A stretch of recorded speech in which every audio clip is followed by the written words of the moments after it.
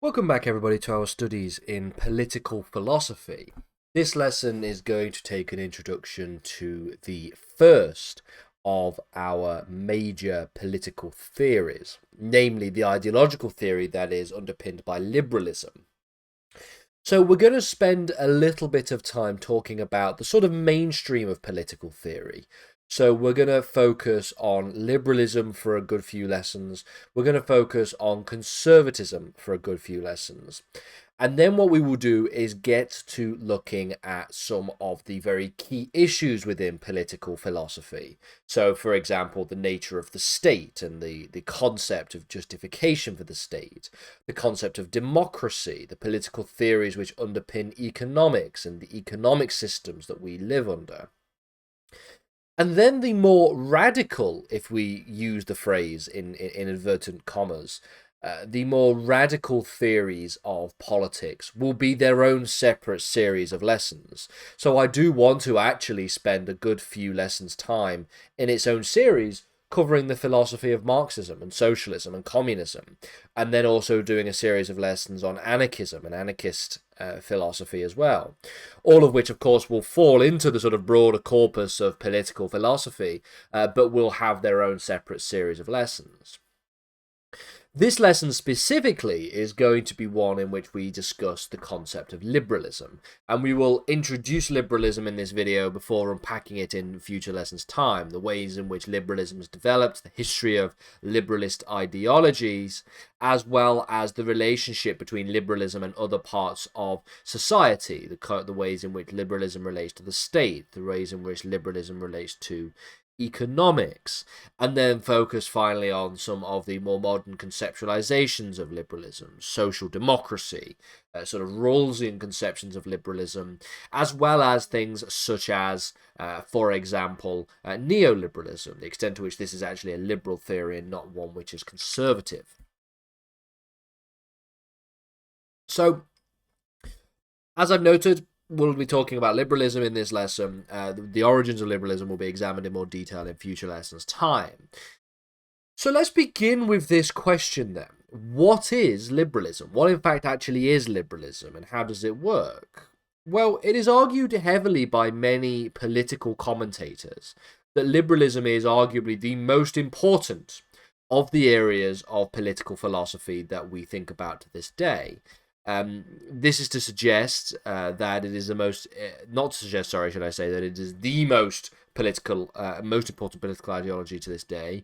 It is disagreed upon by a number of other ideologies, such as conservatism and those who ascribe to ideas such as socialism. Obviously, they would not come to the same conclusion as me that liberalism is one of, if not the most important political philosophy to this day.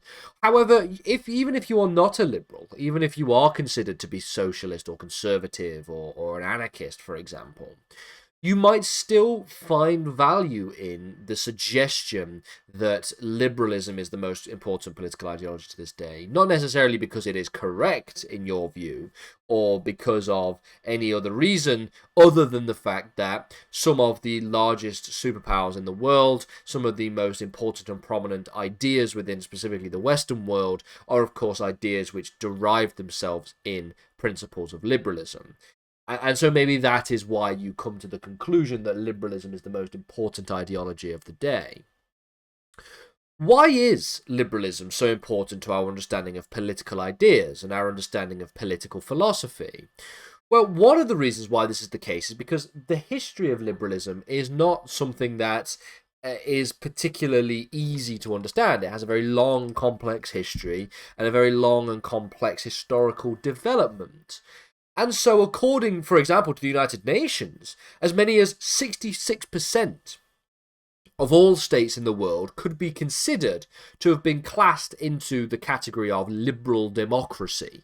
And so, as a result of this fact, then you could come to the conclusion that liberalism is so important because of not only the large hegemonic powers that exist in the Western world, like of the United States, for example, and the United Kingdom, and many European powers, that maybe not only because they are liberal democracies, but also just because generally there is a majority of states that are considered to be liberal democracies.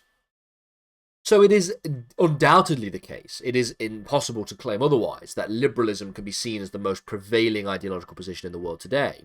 But people will then disagree on what it means by liberalism.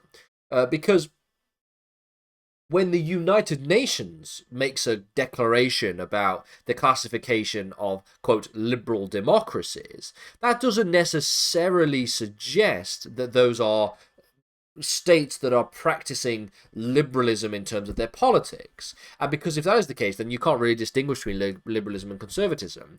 Because when or if in the future, in November this year, for example, if Donald Trump gets elected as president of the United States, it could be hardly said that his politics is liberal.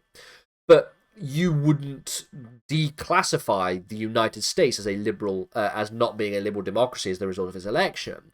It is more inherent and more foundational of a question that the United Nations is essentially operating on there. It is on the basic structure and the basic fabric of the constitutions of these states that derive a certain amount of liberalism. But fundamentally, though, regardless of what we describe as being liberalism or neoliberalism or maybe social democracy, for example, or even democratic socialism in inverted commas, it is still nevertheless a very important feature of the world today and global politics today, that liberalism is predominant in this view. Again, some disagree. Others disagree on the basis that there's not a clearly shared understanding of what liberalism entails, which is the point that I've just made just there in relation to this. With that bearing this in mind, therefore, what about the political positions of liberals and liberalism? What about the political philosophy of liberalism? Well, what do liberal societies look like? What does the liberal state embody? What basic foundations does the liberal state encompass? What does it actually mean to be considered a liberal on this account? And so really these are questions that are not necessarily something that concern to a great extent policymakers and those who are trying to pass legislation or trying to win elections. This is more so the views of the philosophers, the people who are on this channel, who are doing philosophy, who are thinking about political philosophy in this mindset and in this way. And this is asking the question fundamentally about what liberalism actually is, because it can be considered something of a potentially confusing ideology. It has a long and complex history, mainly from the Enlightenment period to the modern day, but there are also a great number of different areas and elements within liberalism specifically. And it is for this reason that we're going to be talking about these different concepts of liberalism, okay? We're actually going to add a final one on the end of this as well. I've been sort of working this out as we have been going along. We'll be talking about the basic ideas of liberalism, the core foundations, before speaking about the ways in which liberalism developed in terms of its history from the classical period to the modern period, and then thinking about the ways in which liberalism interacts with the state, with the society, and with the economics of countries and nation states.